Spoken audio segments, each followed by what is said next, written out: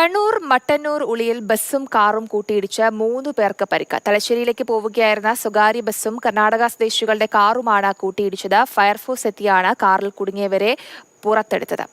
വിവരങ്ങളുമായി ഫെലിക്സ് ചേരുന്നുണ്ട്. ഫെലിക്സ്, എപ്പോഴാണ് ഈ അപകടം ഉണ്ടാകുന്നത്? എന്താണ് അപകട കാരണം? പരിക്കേറ്റ ആളുകളെ ആശുപത്രിയിൽ എത്തിച്ചിട്ടുണ്ടോ? ഇന്ന് രാവിലെ 8:00 കൂടിയാണ് ഈ അപകടം ഉണ്ടായത്.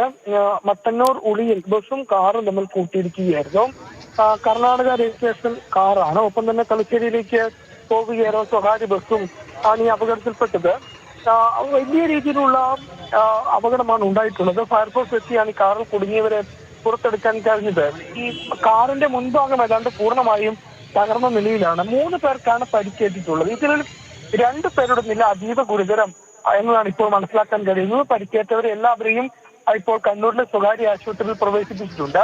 ഈ വാഹനത്തിൽ മൊത്തം 6 പേരാണ് ഉണ്ടായിരുന്നത്. അതിൽ 3 പേർക്കാണ് പരിക്കേറ്റത്. അതിൽ 2 പേരുടെ നില അതീവ ഗുരുതരവും മറ്റൊരാളുടെ ഗുരുതരവും എന്നാണ് നമുക്കിപ്പോൾ അറിയാൻ കഴിയുന്നത്.